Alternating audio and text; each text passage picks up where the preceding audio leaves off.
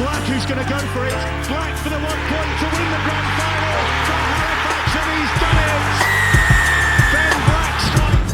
Hello, welcome to another episode of Talking the Facts of Life, proudly sponsored by EclipseEnergy.co.uk. Rick. Hello, mate. Eclipse Energy! Sorry. Oh, yeah, that's what I thought you were going to do. Is that my thing now? Yeah, you might as well turn it into a thing. Turn it into the Muppet Show. If they ever do radio adverts, they can just have you going. Yes, we are proudly sponsored by EclipseEnergy.co.uk. As summer turns to autumn to winter, and if you need your home insulated and heating and your boiler sorted, give them a bell. I'm sure they'll help you out. Big sponsors of the club. Help them out, and I'm sure they'll help you out. As always, my name's Mike Haig, and as always, as you've probably heard or seen, my compadre, producer and fan, Rick Farrell. Evening. Howdy doody. So, we've got a jam-packed show. Well, yeah, I know we've not been on for a while, but promise to make it worth your while. Lots of things to discuss, lots of things to talk about. So, without further ado, let's get straight into it. So, we've got more signings. It seems strange having a podcast with signings coming in and stuff like that. We had one new signing, a few re-signings, and guess what? We've had more this time. Although one of the signings is kind of like a re-signing, a homecoming, so to speak. Connor Robinson, the worst kept secret in rugby league, finally coming through. And just like Blue Peter, he is what we made earlier, because we managed to get him on the podcast, and you can hear and see it now. We are joined now by new old signing, Connor Robinson. Welcome home, shall we say? Yeah, a few people have said home, actually. It's a funny one, isn't it, that? Yeah. Down from home. Yeah, true. Good to have you back anyway. Very good to have you back. How does it feel? It's a strange one, really. It was a funny situation to be put in, and because I loved it at York and enjoyed everything there, and then I just felt like I did at Halifax. I thought I need a change. I'd right a few wrongs, as I said in the media, and it feels nice. It feels good to be actually appreciated and wanted by Grixie and Crody. But without going into too much detail, it was a bit of a last time was a bit like want for me sort of thing. I wasn't playing and I wasn't doing now. But now it feels like it's different like new era. We've got a big turnover, and it feels good. It's positive. It feels positive to be coming into sort of start a new era of Halifax sort of thing. Speaking of when you left last time, obviously we all knew you were a really talented player, but it seemed from the outside looking in that you were kind of jack of all trades. We just needed to kind of master one position. Where you played full-back for Halifax, you played half-back, you played hooker, you played loose. How did it feel to kind of go to York? Initially it was a step down going to League One, but then kind of prove yourself as one of the best half-backs in the division? Yeah, I think I signed as an hooker from Halifax anyway, from OKR, didn't I? So that was my position, but Rich always said you're more of an half personally. But yeah, I sort of filled in here, there, and everywhere just so I could think I just wanted to play. But then when I first went to York and had a discussion with Fordy, and I said I don't want to be, as you say, jack of all trades, master of none. They went, I know you're coming to play half, and that's solely it. And I think nailing that down and getting that deep from Fordy, it's about a confidence really, saying you're going to be my half. You can nail it down, and I think I always thought I was an half anyway. It's just it was breaking into that team when Muzzer and Jono when they was playing really well. And as well, it gives you a chance to develop the skills that you need for that position rather than preparing in training to play hooker one week and the skill set that brings, and then half-back the next. So which part of your game do you think you've improved the most playing-wise during your time at York? Not so much playing-wise, really. I'd say it's more maturity in the game management, knowing when to play and when not to play, and just sort of that side of the game, really. I thought, not saying I'm not world class, obviously, but I thought my skills and whatever else was okay. They're always there for improvement, but I just think going away and growing up sort of thing was better for me. Going away and finding my feet, running a team as my team, and managing that, and then and now I can take that away from there and put that into even though Halifax are they're not old and they're not young, but I can come and put my stamp on a team and play it how I want to play it, sort of thing. Yeah, do you kind of? Is it a good pressure to have, kind of taking on the mantle that Muzz has left? Obviously, massive figure for the club. You're going to be the main man. That's what Grixie and Crody's probably said to you. Do you like the pressure that comes with it? Are you relishing it? Yeah, I think it's exciting. I know I'm going to get, no matter what, I'm going to get pelters anyway. Whether I have one bad game or not, they're going to say, "Oh God, bring back Muzzer or whatever." But I find it exciting. It's more of not a challenge. It's I invite the pressure sort of thing. That's why I want to come back and do it. But like I say, I'm 25, 26. I'm not getting any younger, and I think now going away and growing up did me a lot of favours. With your work situation that was mooted at the time as one of the potential reasons for you wanting to be closer to home because of your work, has that situation improved in your time away from the club? Yeah, I don't work there anymore. Well, simple answer then. Nice one. Yeah, it did, mate. To be fair, no, with that place, I got a promotion at that place, so I was doing different hours. But now I work scaffolding for James Saltonstall, light scaffolding it is. He played for York with me, so he sort of knows. He knows the drill anyway. We leave at we're training nights. I'll be leaving at 3, 4 o'clock. Make sure I get up there.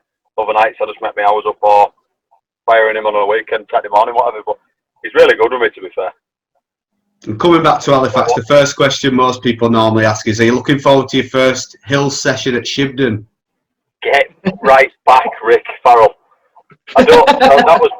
That's part of my contract of rumours. The rumours flying about part of my contract is I don't do Shibden Hills. Have they copy and pasted Muzz's contract for yours then? Just a few less zeros than Muzz got.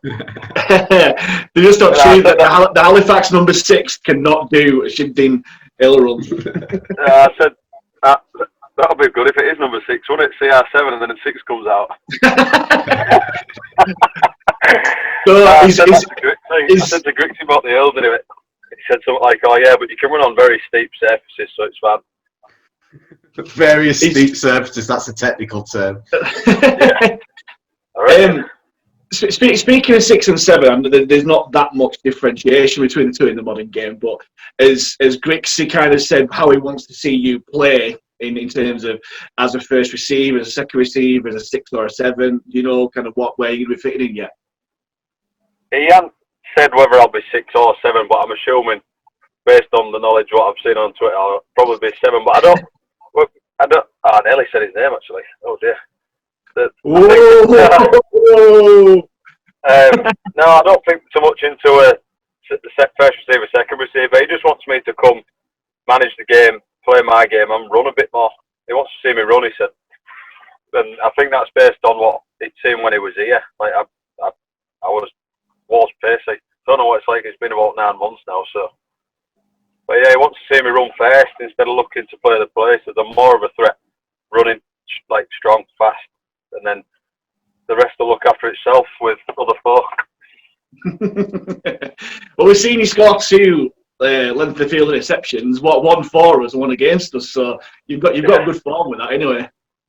Muzzer did me right. Solid favour on that one, didn't he? Yeah, how did that feel? Because we were bouncing at that point because we got the ball back straight from the kickoff pretty much, and the Fax fans were getting right into it, and then all of a sudden Connor Robinson, the guy that we appreciated as it's turned out, he'd come back to the club, does that to us and just kills the momentum straight away. It wasn't me. I just got thrown the pass. I can't just leave that. It was floating. No, it was. Yeah, you was right. To be fair, what was you? Was you 10-0 there? 10-0 up? No, I think it was first score at game. We were 0-0. Yeah. Oh, no, you did another one. Sorry, I'm on about the one at Bootham Crescent. Oh yeah, I did that one. I'm on about the one away. Sorry, where you was 10-0 up. Oh no, I forgot about that. We've wiped that one. Thanks for reminding me. Yeah, cheers. I thought that's what it was about because you was 10-0 up, and I thought if you score next, that's it. We're gone. But then and you showed that pace and running ability that you were talking about as well. So yeah, I was. To be fair, as soon as I caught it, I was panicking. I thought, oh no, where's Sharpie? Sharpie's going to be trying his absolute hardest here. Yeah, the one at home. Yeah, we were short there as well, and I just like got in the middle and patted it up. Then now off Muzzer again. Cheers, mate. Some would say match fixing for Muzzer. But we just want to say we'd rather have you in our team playing for us than in another team's colours and playing against us, Connor. No, I am really looking forward to it. To be fair, mate. Like, there's a obviously there'd be a few people who you say will put massive pressure on me because of those boats I'm filling, but someone's got to give on it. Like, he can't. Muzzer's Muzzer. He is absolutely.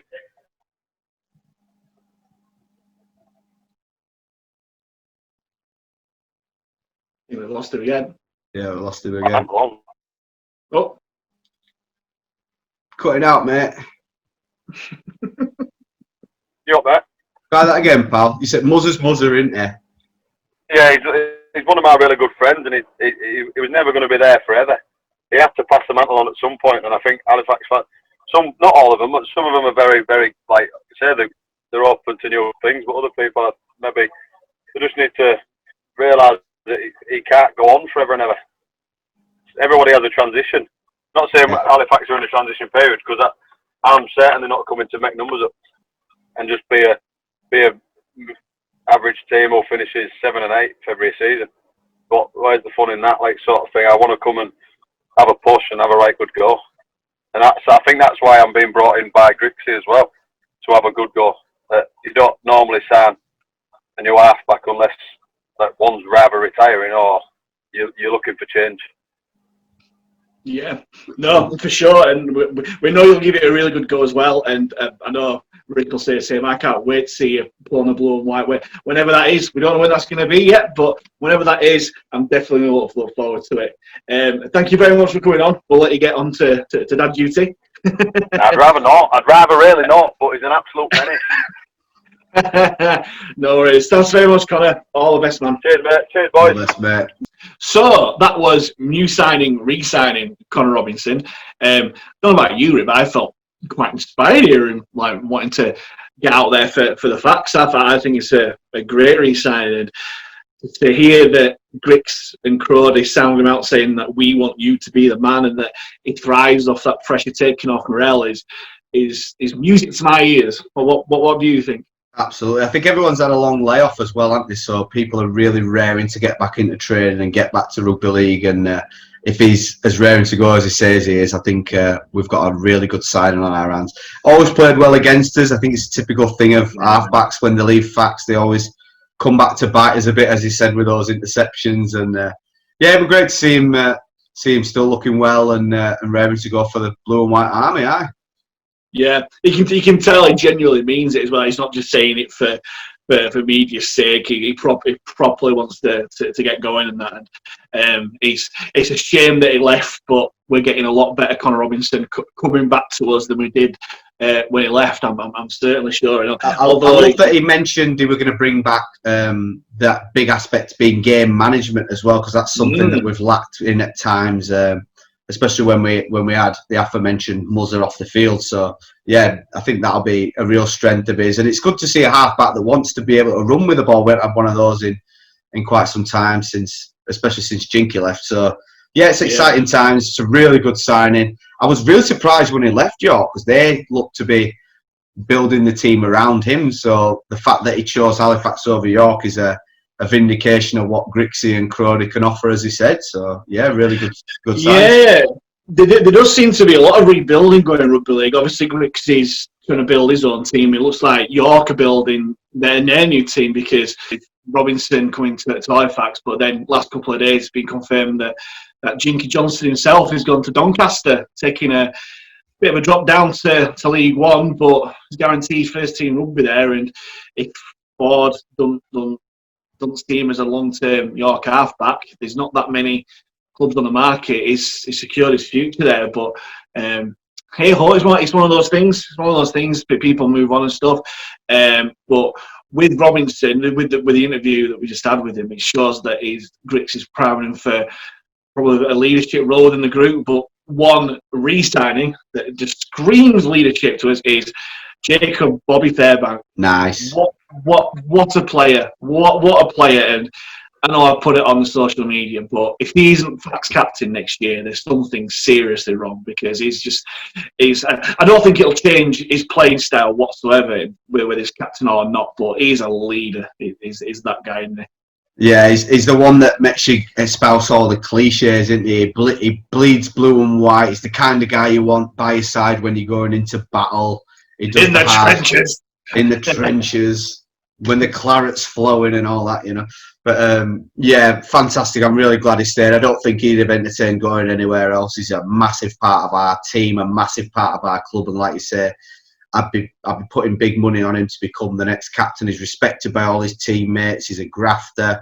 He doesn't shirk any responsibility. So yeah, it's a fantastic thing to have Bobby. And again, a Fax lad. We love a team full of Fax lads, don't we? Of course, yeah. And if there's one player that could be kind of a player in Grix's mould, it's Jacob Fairbank. He's just works his blood to water, never stops tackling, never misses a tackle, always makes yards. He does all the simple things, the nuts and bolts of playing rugby league. He does brilliantly. But if he does the dirty work really well as well. You know, if he's going to have to put himself in harm's way, he's going to make sure that the ball comes out and put his body on the line for the team. I think when the highlights went out, one of my favourite ones was when he used his face to punch the ball out of the big Worms' hands in the cup semi. So that'll be tackling with your face is a new technique. But yeah, can't wait to see him go again. He just gets better, doesn't he, as well, you know? Of course he does. Yeah, but personally, I thought that my favourite highlight was the 120-metre try he scored against Dewsbury. That he scored. That was a personal highlight of mine because it's just like, he's not Fairbank. What he's scoring? But no, he's not on the field to do those sort of things. But what he does, what he brings to the side, is just that. You said it before. Is that you go out to battle, you want Jacob Fairbank in your side, whether it gets dirty or whether or not it's just one of those attritional battles. He will be there, and it gives you some versatility as well across the pack. You know, with the ability to probably play in every position but hooker. So good ball playing player as well. You know, good ball handling skills, and when you're building a pack up, he's one of those types of players that you'd really desire. Because he just gives you options all over the place. You know, he can take an anchor in, he can draw the man, he can hit the short pass at the line to a fellow prop. He's got it all. So, yeah, really glad he's sticking around. And I wanted to say, you know, you were talking about re-signings. We've got two that we're going to come on to where they're going to be a bit like new signings because they were injured for the majority of last year. Obviously, one was a horrendous one, but them coming back to fitness will be like having two new signings in Cav and Sean Jones. Yeah, for sure. And like as a mentor, Fairbank for the likes of Sean Jones and others that may well come in, and the likes of Will Calcott is just invaluable to him. And you mentioned there about the passes. It's probably an underappreciated aspect of his game. That the short pass bit before the line, we saw that at Blackpool to set up QLT, who then passed it back on the inside to Morris. It's just a really, really good player, and I'm surprised. I'd be surprised if there weren't other clubs sniffing around, but I just can't imagine him wearing another shirt. You see Jacob Fairbank. Well, you see any Fairbank, it's either an Ellen shirt or an Halifax shirt. Well, forget Carl Fairbank wearing a Bradford shirt, but yeah. He's just tailor-made for a blue and white shirt there. So really, really good signing. And as I say, if he's not Skip, then there's something wrong. But in Grixby Trust, you might have another option there. We might be signing Sam Burgess. Burgess, make him captain, wouldn't you? Yeah, or Sonny Bill Williams when he comes. Let it go, Mike. Let it go. When he comes, I'm not frozen. It's happening. It's just not quite yet. He's just having a little holiday at the moment. He's having his Canadian holiday and his Sydney holiday and that. But he's coming to Halifax. Just letting you know. You've been spending too much time on your own. You're becoming delusional, lad. It's decided not to be delusional being an Halifax fan as well. We all know, but you got to have some sort of imagination behind you. Let's mention the other signings that you've made there. First of all, Sean Jones. Now, he's an absolute beast of a man. Like, very, very rough diamond. Who Griggs must see something in him as well. For someone to go through the injury hell that he's gone through, he wouldn't have had any complaints, and no one else would have any complaints if Griggs had said, "Yeah, well, we'll have to let you go." But we know from watching some of the reserve games and some of the limited first team opportunities that what a great player he can be. He's a very, very promising player now. With Griggs as a coach, with Fairbank around him, with the likes of Morrison and co, he's got it all there. If he can stay fit, he will be an absolute world beater, I'm sure. Absolutely. He's one of those. He's a forward that can punch holes and attract people into a line of defence, which creates space. And if he can develop more rugby league skills, because he still had a bit of his rugby union training in him, he was still going to ground when he probably could have fought through tackles to protect the ball. You know, that'll come with time. But yeah, you're absolutely right. He's a bit of a freak of nature. He's just like one giant muscle, isn't he? Yeah. And from what I can tell, according to social media and things, he's back to full fitness and he's raring to go. So, like I say, it'd be like having a new sign. I know we're full of cliches tonight, but it really will be, because we've not seen him for so long. But when he's on form, he is really destructive in midfield, absolutely. I'd like to see a bit more of him in defence, a bit more technique in defence. But like I say, I think Grixie getting a chance to get his hands on him, have a full pre-season and a couple of years. He signed a 2-year deal, so he's got time to build back into the team. I can see him being a massive part of the pack. I really can. Definitely so. Like, I know some of like my family and friends have kind of said, "Oh, we need a big bustling forward, demanding forward," and that. And my counter argument to that is, if this 6 again rule makes his way down to the Championship, it's not the kind of rule for your big bulking forward, especially with the only 8 interchanges there for that. But I think Sean Jones can possibly do both. Although you look at him, he doesn't look like a big guy. He's, in terms of his stature, and as you may say, he's just a big ball of muscle, and the hits that he can put in is just ridiculous. So I'm very, very much looking forward to it. He's a great bloke as well. You know, he's got a great attitude. So I really believe that he'll. Because as well, I can see him. Grixie might see a bit of himself in Sean Jones, if you know what I mean. Yeah. So I think. Of course, yeah. Look at the injuries that Grixie went through, and he came out the other side. So he's a very good mentor to have there. But yeah, Sean Jones, I can't wait to see him there. Well, I can't wait to see anyone pull blue and white. It's been that long since we've seen him, but especially with him, just the last couple of years that he's had, he deserves his shot. And then Wales squad to aim for as well.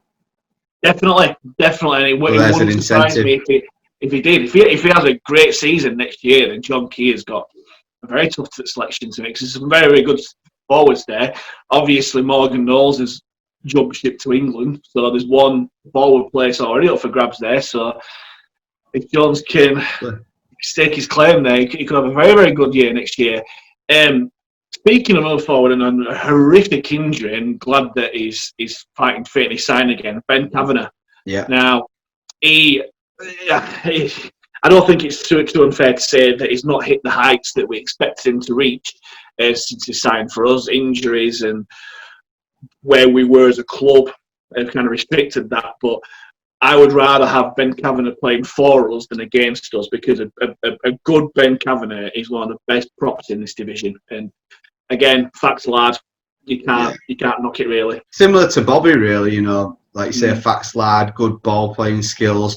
He's got better footwork than Bob at the line, which is something that, like I say, we only saw at very brief times during his time with the club. But I like the fact that we stood by a player that hurt himself playing for us as well, that we've given him another chance to come in, and he'll be hungry to get stuck in. Because again, you're talking leadership, some big personalities have gone from that dressing room. You need players like Cav, like Bob, to stand up and be those leaders around the club, you know, to create the culture. Yeah, for sure. And again, Scottish international, you might be hoping for a final flurry in the World Cup next year. We didn't really go too much into his injury, but that's one of the most horrific ones I've seen on a rugby field. I think Grixie said the same. I think he said it's one of the worst injuries that you can get or has seen on a pitch. And So the fact that he can even run out on a training pitch, or it'll just be great to see him suit up and get ready to go again. Absolutely. Yeah, and as I said before, he might feel it's unfinished business and that sort of thing. And he will know, he'll have his own professional pride that for a Super League player dropping down a division, he didn't reach the heights that we all expect and he probably expected to make. But I'm sure after this lengthy rehab that he's had and a year to kind of get over his injury and that sort of thing and be out of the firing line, he'll be an absolute world beater again. Like I said before, I can't wait to see him. I'm excited. I'm positive rugby league, and this is no doom and gloom. It's all positive. I think. Can't wait. Not long till pre-season now. Yeah, might go to Sheffield and watch players get. We'll be into single-digit weeks before we know it. Yeah, very true. Very true. Who else have re-signed? There's been that many. People complain there's no one signing. They all come at once. Well, one that we have re-signed is a lad that's not an international currently, but has played international rugby before. James Saltonstall and we caught up with James a little earlier, and here's what he had to say. As promised, we're joined by fact superstar James Saltonstall. James, you're looking well, mate. How's lockdown and life treating you at the moment? Yeah. All good, mate. Obviously, it's been a bit of a strange time. Been a bit different, no rugby, but obviously, on positive side, got to spend a lot more time at home with the family and stuff. So some parts have been good, but some parts looking forward to get back to normal now. Have you been ticking over with your training schedule? Have you been getting out for runs and that sort of thing? Have you got a home gym? How are you keeping yourself in sort of shape with all the temptations that there are to just sit around and chill out? Yeah, no, obviously it's nice to have a bit of a break, but you can't let yourself go too much. Obviously, me personally, I'm not a massive fan of going out, doing loads of stuff, but I think more factor just making sure you take care of what you eat and you don't pile on the weight, so that obviously when we do get back to training, you're not behind and you're in good shape, ready to crack on again. But just wanted to ask us, Grixie mentioned when we announced that you'd re-signed for the club to stay at the Shea, that you had a conversation at the start of last year about looking after yourself away from the club and that sort of thing.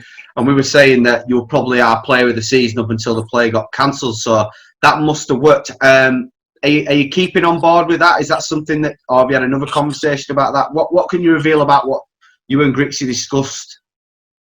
Yeah, no, to be honest, mate, I think I've admitted this a few times previously, just before when kind of Rich were here, I just used to like take it for granted a bit, didn't really train as hard as I should have, and probably didn't really look after my body as well as I should. Carried a bit of weight, probably affected as well as I could have played. And then obviously when Grixie come in, Grixie's known me for a long time. He used to look after me when I was a kid and take me to Warrington as a junior. So I've always had a lot of respect for him, and he just pulled me. He says, obviously, he knows what I can do as a player when I'm in decent nick, but he said, now he's in charge. Obviously, he's a bit more strict, a bit firmer, and just basically said, I need to stop messing about, train like I should do, and look after myself and lose a bit of weight, and kind of that's what I did. And to be honest, I felt better for it, like felt fitter, a bit stronger in that during the games. And obviously this kind of come at a bit of a bad time for me because, like you said, I felt like I was playing well and I was enjoying my rugby. So I think moving forward into next season, it'll just be to maintain that really. So come back when pre-season does eventually start, come back with the same attitude that I had to train in this time round, just get myself in best shape I can again, ready for hopefully have another, full season, but a quality season as well.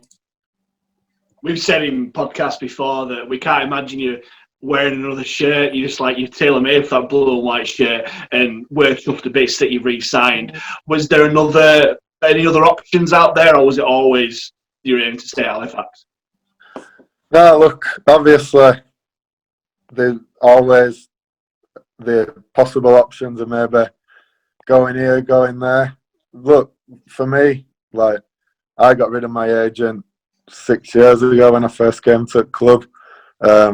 Never had one back since, and hope I never have to get one back since. Like, everyone knows what it means to me to play for Halifax. Like, I've supported the club as a kid, and to come back and play now, obviously next year going into my 7th year, but I'm still only 26, so I'd like to think there's still a few more years left in me yet, and obviously I'd love to just finish my career at Halifax, and as long as I look after myself and play like I can and the club's happy with the way I'm going, then hopefully that's how it'll be. I hope that does continue. I'd like to see you for the rest of your career, really. Speaking on the playing side, you have played quite a few positions within Halifax, and I don't want you to sit on the fence on this question. Where do you want to play? Where do I want to play? It's a tricky one. So, to me personally, I'm probably the most I can bring to the team is probably as a winger. So, obviously, I'm a strong ball carrier.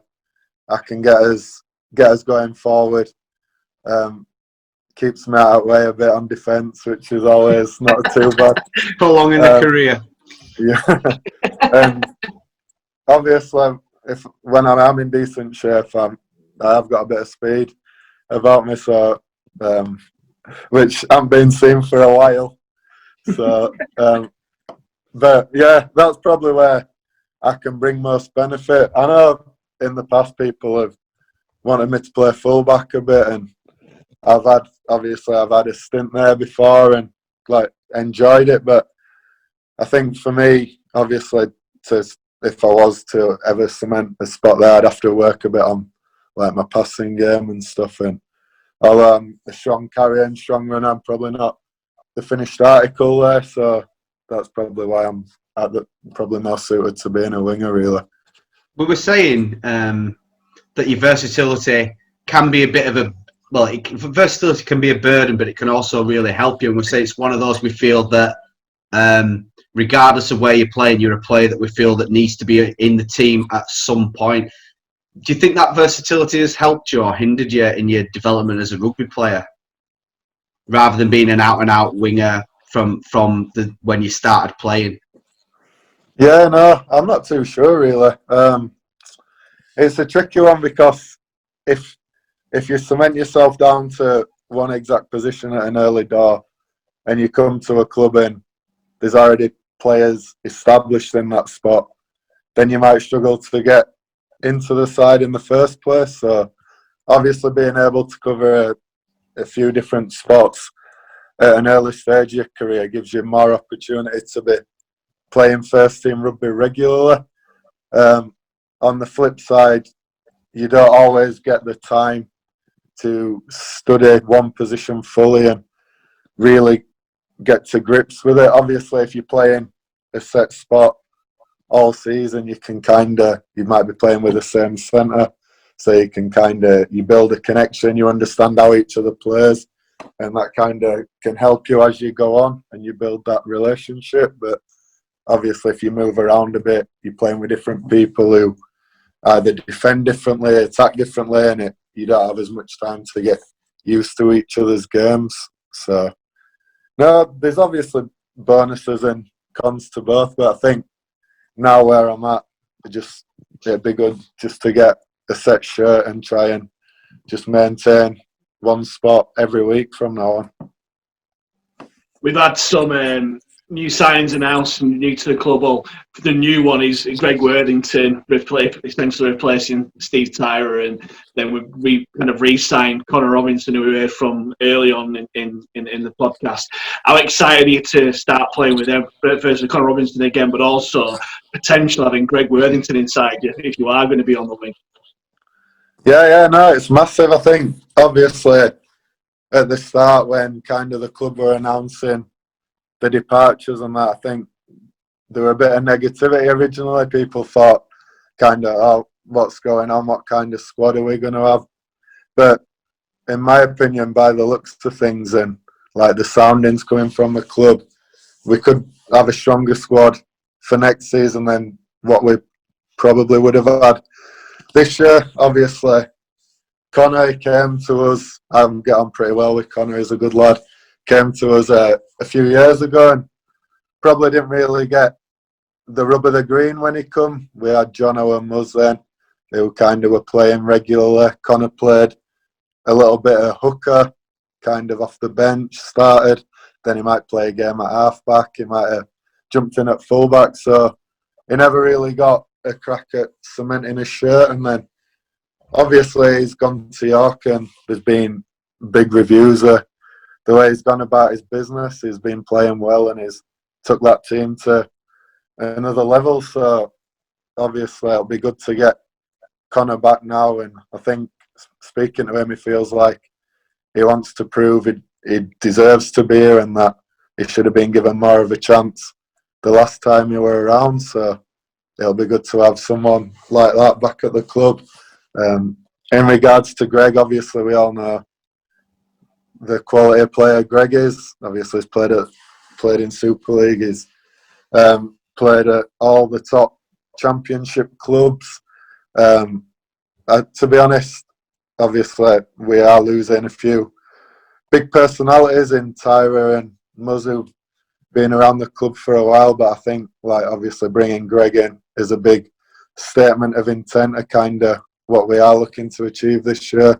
A centre with a lot of ability and very well respected at this level, and then obviously again Connor, another halfback who's gone about, built his game and got a good reputation, and hopefully they'll drive us on to bigger and better things this season. Yeah. I'm excited now. Me and Rick have been saying that we're excited for a long time. How eager are you to actually get back play? I know it's been a really weird year in terms of what's the one thing you're most excited to get back into? Yeah, if we could skip pre-season and just start the season as first week back at training, that'd probably be ideal. But no, obviously when you're at home, obviously it's nice to be with your family and that, but you kind of miss the social crack, the camaraderie around the group. You don't get the same kind of social interaction at home as what you'd get at training, and like it's good to get back in with lads, have a crack, have a laugh, and obviously be good to get a ball back into his hands. Really, I think last time I touched a rugby ball was when we played Lee away, which were like March, right at the beginning of March. So it's been a while. It'll just be good to kind of get back into training. I know this is one thing, like during the season sometimes because you're working full time and you're training 3 nights a week, you play at a weekend, and like because you do spend a lot of time away, and sometimes you're thinking, oh, like I'd like to be at home a bit more, but then when you get a time like this and you've had all that time, you do realise that you do still love playing the game and you do miss it, and it does bring that feeling back, and that you do want to get back into it and get back playing again. I don't know health-wise, but I don't know if you were carrying any niggles or anything like that throughout your career. Do you reckon this break's maybe prolonged a lot of players' careers because it's given them a chance to get over niggles that they might have been carrying for a few years or for a long time? Yeah, well, obviously, if you look at it this way, it's basically going to be a 12-month break, effectively, from proper competitive rugby or there or thereabouts. So obviously players play busted week in, week out, little niggles here and there. And you probably will see that coming back after this break. There'll be a lot of players coming back with a clean bill of health and can maybe go for an extra year or two that they might not have thought they could before. Obviously, Calvi dislocated his hip, didn't he? And he was looking to miss a fair chunk of last season, where the way it's fallen, obviously he's not going to have to rush back. He'll have had extra time to recover, and that'll probably stand his body in good stead for the future. Fantastic. I can't wait to get back out there. I can't wait to see you back in the blue and white, Jim. And thanks so much for joining us tonight. It's been great to hear from you. Yeah, no worries, mate. Thanks for having me on. No worries. Cheers, buddy. Thank you very much for that. So another facts lad to add to the collection, and a really good one. I mean, talk about underrated players. What do you make to having another facts lad, Saltonstall, back with the blue and white? You mentioned before about characters in the changing room. He's definitely a character. He's Saltonstall, but he's one hell of a player. And yeah, he's like I said about Fairbank. You just can't picture him wearing another shirt. You can't imagine him playing anywhere else. Again, he's one of those players that I love watching for Halifax, because you know that he puts everything into it. Yeah, he has the occasional brain farts, and you can kind of hear all the South Stand. I disagree. I think he's worked that out of his game, to be fair, quite a lot. Yeah, I don't think he'll ever leave him. Just, it's a shame that the lockdown happened, because he was probably playing his best rugby that we've seen since the first year that he signed, when he played fullback. You know, that try set up at Lee was fantastic, and he has that in his game. He's just a natural rugby league player, is Salty. Oh, for sure. He was my player of the year before lockdown. I thought he was having a great season. And I don't think he'll ever... Across the back line, he'll muck in, he'll play in the forwards if he has to. He's a real asset. Well, his returns, his kick returns, I like having an extra forward. He's got such a weird technique where he kind of hits the line and then backs into him, and he also wins so many penalties from fighting on the floor and the ruck and stuff like that. But he gives it all for the shirt, and that's all I can ask for. I don't think he'll ever get rid of the brain farts, very much like Sean Penkovic never got rid of his brain farts during games. But we know that it'll lead to brilliance, and we know that it comes to the right place. It's not just doing it for the sake of it. He obviously sees something, and he's got that credit in the bank where he's done it before, and it's led to something special. And Fax fans love a maverick as well, don't we? And he's certainly one of them. And like you mentioned, he loves the club as well. You know, you couldn't imagine him in any other shirt at this point in time. No, not at all. I personally think he'll make his best position is fullback, but that doesn't do him a disservice that he's still one of the best wingers in the Championship on his day, and he can fill in at centre and that sort of thing. But he's just one of those, you have to have him in your team, don't you? Of course you do. Because he will make something happen at some point. You pick an Halifax 13, and the first two people you'll probably pick really are the people we've mentioned before, Fairbank and Saltonstall, because you'll just get blood, guts, and everything else with it. And it'll be entertaining watching Salty on the pitch. Absolutely. And his defence is underrated as well. I mean, again, like you mentioned, he probably has more brain farts in terms of defence. He's quite notable for sometimes getting caught out or jumping the line and whatever, but at times he will jump up and save you a try as well. So. Oh, of course, yeah. Well, that's what a modern winger does. They have to jump in and do, I think it's called an umbrella defence kind of thing, where the winger shoots in and that. And more often than not, he gets his man and he stops the try. When you play like that, you do high risk play like that, you're bound to get stung sometimes. But and again, like I kind of said about Cav, I would rather see Saltonstall playing for us than against us, because we've seen it with the likes of Warranty, where he's played for us, done well, he's gone somewhere else and scored hat-tricks and all that sort of stuff. I don't want to see that again. I'll tell you, one player that if they were playing against us, we would have nightmares, but I'm so glad that has signed for us again. And again, another international, a Jamaican international, James Woodburn Hall, the saviour of Odsal. the 20-minute man of the match performance. The saviour of the yeah. quarter. He's mine and your one of. It's probably the podcast / radio shows one of the favourite players. We've banged on about how good he is, and I'm glad he got that national exposure because as a rugby player, as a talent, he's a freak. He's an absolute freak of a player. He's just got to kind of know what to do with it. And again, being with Grixie and that, he'll probably knuckle him down, say, you are this. And given from earlier this year, it would have been a centre. Personally, I think, no, I don't know. Oh, it's a weird one. I think he'd make a great fullback or a 6, but you've got to have him on the pitch because he's capable of making very much. I said it before, but he's kind of like a Jake Connor. Fair enough, he's playing out in the centre, but he can still fill in the line and still do his stuff, do his magic from centre. And his defence has got a lot better than it was.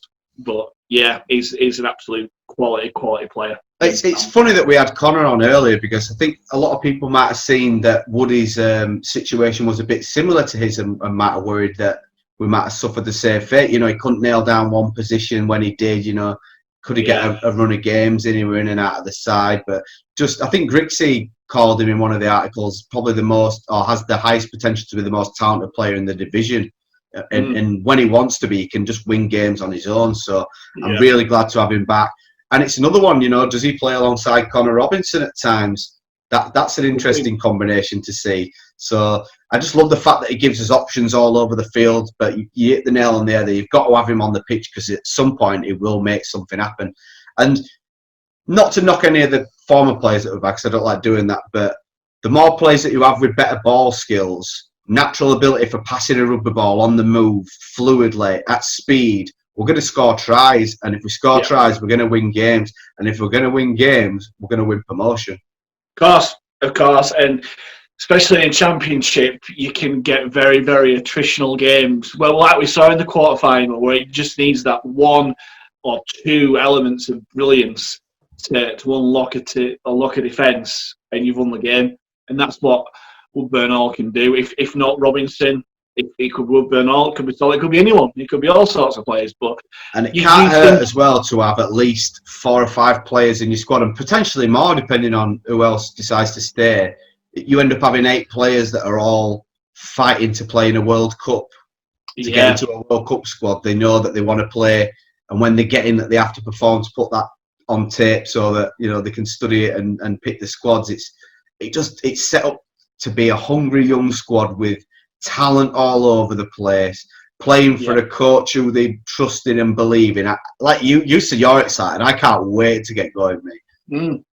I can't believe there's some negativity around the pre-season at the moment, because it's just like, fair enough, it did seem a bit like a fire sale, like everything must go, last one out, turn the light off kind of thing. It does come like, but when you get rid of a lot of players, people have got to come in or stay kind of thing. And players that we've lost, massive personalities, but they've had the time. Tyrone Morell and co. They've had the time. Dan Fleming wants to chase Super League, and good luck to him. But the players that we've kept and the players that we've signed and that, I'm more than happy with. Like Connor Robinson said in his interview, Mother's mother. You're not going to replace him at all. He's got his legacy. He is there. He's an all-time club legend for what he's done. But he's had his time, and time moves on. Grix has got look at the world we're living in now. Things are changing so rapidly. Yeah, you know, you've got to change with it. And it was the time. I think everyone will acknowledge it was the time to move on. Of course it was. If we can hit the ground running, and maybe if people are seeing us as rebuilding, they'll, you know, treat us as underdogs. And if everyone out there listening knows, facts as underdogs is usually a pretty good combination. Oh, it's always a good sign. There's lots of correlation there with 2015. Young, unproven coach takes charge of a young, hungry side with no expectations whatsoever, and look what happened there. It's all there. It's written in the stars. We're going to win the league. Speaking of stars, we're going to have a short break now, but when we come back, we're going to have something quite special. So we'll see you after a short break. Sponsored by Eclipse Energy. Eclipse Energy! Hello, welcome to the second part of Talking the Facts of Life, proudly sponsored by Eclipse Clips Energy! And as you can see on here, this is a very, very proud moment in my life. Anyway, we are joined by superstar Dave Larder. Thank you very much for joining us this evening. No problem, Mike. Glad to be able to spend some time with you tonight. Looking forward to it. Oh, God. Anyone who knows me, this is like the proudest moment of my life right now. So it's all downhill from here, Rick. It's all down here. We'll end the podcast here. That's it. I'm going to say, is this the last episode ever? Yeah, like I say, collector's item. But yeah, we've kind of got you on because 10 years ago, wow, it seems like yesterday, but time has flown. 10 years ago since that absolutely mental night in Warrington when we managed to win the championship grand final, and the most beautiful sight I've ever seen, you picking up that championship trophy. Can you even put that feeling to us of what that game was like? The most bonkers game of rugby ever? With difficulty, to be honest with you. I think I suggest it's obviously 10 years ago now, and time does fly by, but I think everyone connected with that team at the time, and probably I'd like to think the club kind of echo your thoughts. It was a real special day, and probably was the beginning of the end of a real special time for a lot of us. Like myself, I retired the following season. Obviously, Matt Cowan, the coach, left the following season, and a number of the players did. And it was probably just you look back now, and it was just a real probably special end to a real special period for the club. I think I've spoke to a lot of lads over recent months, and everyone still fondly remembers that day. And trying to put it into kind of words, I don't know. You kind of go through different emotions and stuff like that. The game itself was eventful. Understatement of the century. Understatement of the century, and obviously everyone knows and that we've put the drop goal over in Golden Point, and the fun started. Yeah, so really enjoyable day. And like I said, probably the most thoughts I have is it was just, in hindsight, was just a real good way to kind of end a real good period of time that quite a few of us had at the club. Was the year before, because obviously we lost to cheating Barrow the year before. How much was that a motivation for yourself and Matt and the boys? A lot, to be honest with you. I think it was one of those things, and that we'd probably been building for something like that, or trying to win the grand final for quite a period of time. And I think the obvious thing is to look at 2010 season as a standalone season, and I think you started pre-season back in October, November, or whenever it was the previous year. But it probably went on longer than that. I think Matt probably came in with Hawley, I think 4 or 5 years before that, and we've been gradually building this team. And personally, I thought we were ready in 2009, if I'm being honest. I think the 2009 season was probably a difficult one to stomach when we lost against Barrow in the grand final. I'm not taking anything away from Barrow, because ultimately league tables don't. Well, the league did. The league took the trophy away. Well, I just think we had a massive opportunity in 2009. I think we started the season really well. We were unbeaten up until the Cass Cup game. Yeah, that's it. Yeah, we obviously played Cass in the Cup game and lost in Golden Point there, I think. And I can't remember who put the back Sherwin or somebody like that. Sherwin, yeah.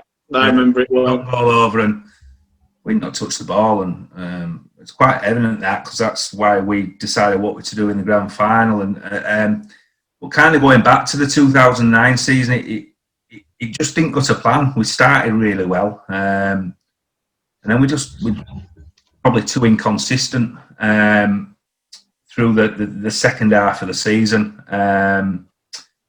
And probably, like I said, there's no hard words against Barrow. I think they beat us in the semi-final eliminator up there quite convincingly, and then probably deserved to win the final on the day. So there's no sour grapes from me in terms of that. I just think, looking back on that day and probably that second part of the season, that Halifax missed a massive opportunity, and I think there was a real sense of disappointment, probably more than normal when you lose a grand final. It's not nice losing a grand final at the best of times, but I just think we had a massive opportunity taken away from us there, and I think, in all honesty, it probably wasn't Barrow's doing. It was probably our doing. Just kind of then look forward to 2010. We were massively motivated for 2010 and go on better, and thankfully we did. Because I think I mentioned at the start that we all kind of look back at with fond memories, and I still do to this day. And I'm glad I can do that. And if we'd have lost 2 on the trot, it'd have been really disappointing. Do you agree with that old saying where they say you have to lose 1 to win 1 in terms of grand finals?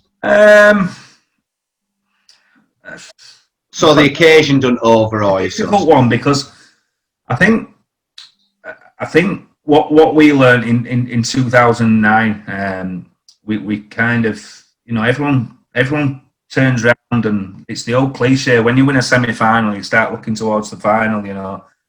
Everyone says it's going to be another normal week. It's just another game of rugby. It's not. You've got, certainly for a semi-professional club, you've got a few more commitments through the week. You take more calls from the press. There's more press becoming interested in the game. I think there's a media day.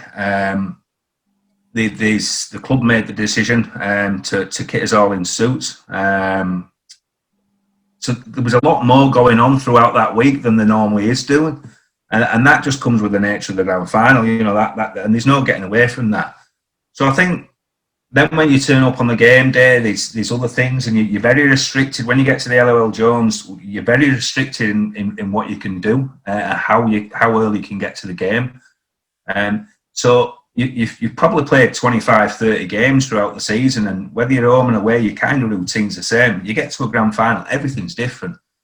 And we kind of experienced that in 2009. That's not the reason we lost the game at all, but I think when we looked into 2010, we'd been there the year before. We knew exactly what were happening. We made the decision not to wear down the suits again. We're turning up in his club track suits. And nothing was alien to us, whereas as in 2009, it was probably a bit alien to us. Not taking it away, it was alien to Barrow as well. So like I say, I'm not using that as an excuse at all, but I just think, do you have to lose a grand final to win one? No, but what it did do for us in 2010, we knew exactly what we were turning up to and what we were walking into. And yeah, I wouldn't disagree. That certainly helped us. Like I say, it's not the reason we lost the game in 2009, but it did help us. It did help us just with the routine of things. What I want to talk about a little bit before 2010-29, because you did play for us for many, many years, and one reason you're my favourite player is for the consistent performances throughout. You were just Mr. Consistent, you were great. And I want to ask you 2 questions which I've always wanted to ask. First off, 2005 qualifying final against Castleford, did you get the ball down? Yeah, I did. I was... Knew it! I remember, and it's quite funny that about 2-3 years later, I can't remember where I was now, and a Cas fan came up to me, and he was behind the goals. He was behind the sticks at that game, basically in that right-hand corner where it all happened. And he'd seen it, and he said he thought it was a try, and he kind of asked me what I thought, and I said, I think there's an image on, because I think it was on Rugby League Raw at the time. Yeah, it was. Yeah. Patrick at the time was a ref, and I said I got that down because I think what happens is Wayne Price comes in from the side and clips the ball. Now, I don't know what the ruling is. I'm not 100% ruling, but he's dislodged the ball, and I've regathered it and literally put it down all in a split second. And I'd be pretty confident now that if that went to a video ref or the technology that we've got nowadays, that would have been given a try. And we'd have probably gone and won that game there. And that was probably a game that, again, probably just kind of building up to where we were with Matt and Hawley. When I came into the club and Faz was the coach, Faz brought me in, and that was that year. We've been actually building, and in 2009 and 2010, we felt we were really ready. We probably weren't really ready in that time, and I think probably the problem was with that one is because Cass were full time.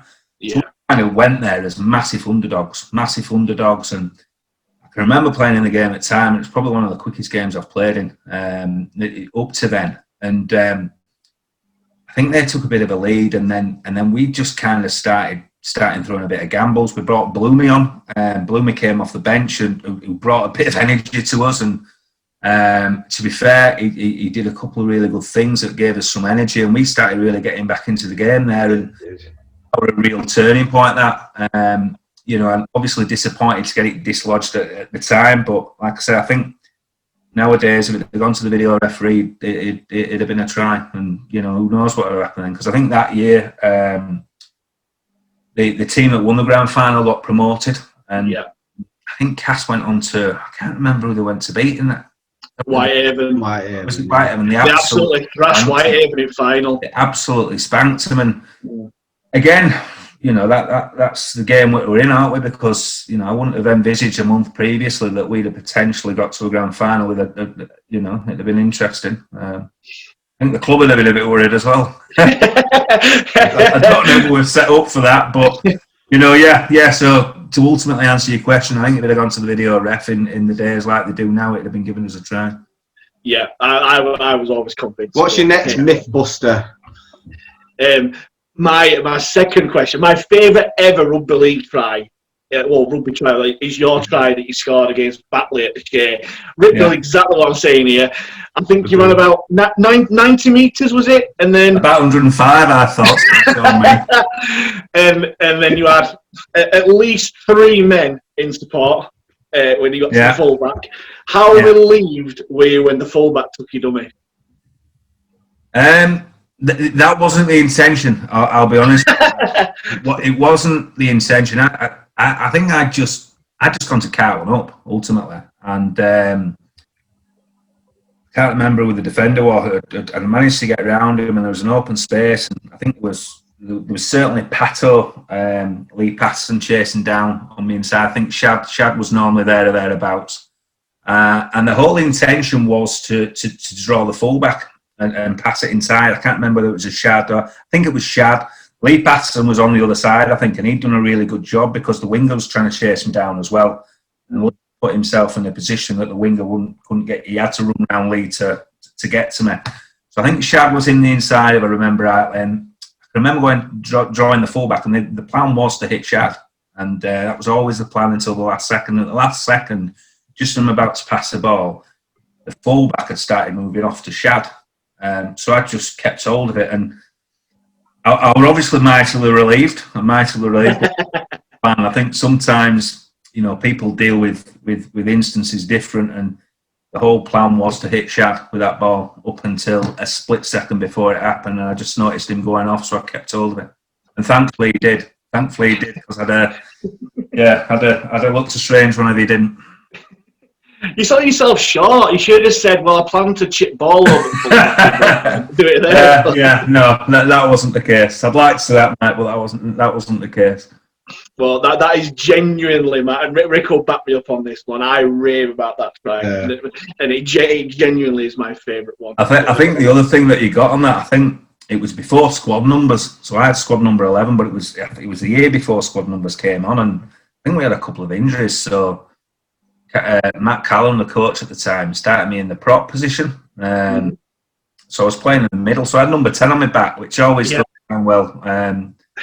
As well, because I remind people I've got number 10 on my back there, and 90 metres. But hey, the Maradona of Halifax. Yeah, you said it. Yeah, hey, I will back you up to the hilt here. Dave, it's been an absolute pleasure to have you on. Thank you so much for coming on. It has been an absolute pleasure. Thank you very much for doing it. You've made this chat very, very happy indeed. Not a problem, Mike. Thanks for the invite. Much appreciated. Wow. my birthdays and Christmases have all come at once. What a man! What a man! What a player! What a leader! That is just amazing. Absolutely amazing. One of your all-time favourite Fax players? My all-time favourite. I know it kind of gets said in jest and stuff like that, but genuinely, like he's nowhere near the best ever player to play for Halifax. Let's get that straight. But in terms of my absolute favourite, it just changed John Bentley for me. But he's wow. And I apologise if I've fanboyed too much and stuff, but genuinely goosebumps on here. Hey, we've had an action-packed show. You know, we're a bit like buses, aren't we? We haven't been out for ages, and then all of a sudden we run you over. Aye. Told you it'd be worth your while, folks. Told you it'd be worth your while. Good things come to those who wait and all that jazz. But no, I just found that fascinating. I could have sat there with popcorn just listening to that. And like we go on about like our present day players here, as likes of Salty and Connor Robinson and that. But actually speaking to a player who's lifted a championship with Halifax and was captain of that team and the length that he played for us and that he's just amazing. And but we've always been a club that's been really good at respecting our heritage. I think, you know, we got on the heritage number certificates early, and we do things like this where we look back and we appreciate what they've done for us. So obviously the 10th anniversary of the grand final is, depending on when this is going out and when you're watching it, guys, the 26th of September. So it was good to have the winning captain from that team come on and say his piece, and they. To remember as well, these guys, that as much as we adore them, they like the club and they appreciate the club, and it'd be nice to see a lot more of them back down. You know, a lot of ex-players coming back and seeing what we're all about now and catching up with some people they might not have seen before. And yeah, I'm sure Dave will be doing that at some point for real. We've said that before. Like all the players, whether they come from the Cook Islands or Bradford, if once they come to Halifax, they'll stay. They'll be part of the club, or they'll stay in the town and that sort of thing as well. And it's just great to see that it's reciprocated. We all love the players, but it's great to see that they love us. They talk about the atmosphere that we created on that day and every game that we're there, and it's just brought back some very, very good memories of times. And like you look back at those sort of players, and obviously we'll be doing.